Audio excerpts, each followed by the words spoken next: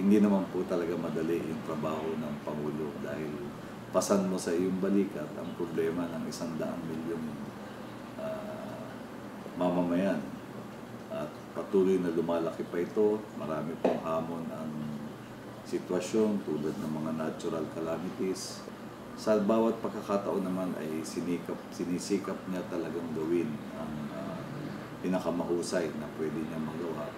Parati nga niyang sinasabi, at the end of the day, tinatanong niya yung kanyang sarili, nagawa ko na ba lahat ng pwede kong magawa? Meron pa ba akong dapat na gawin ng mas mahusay?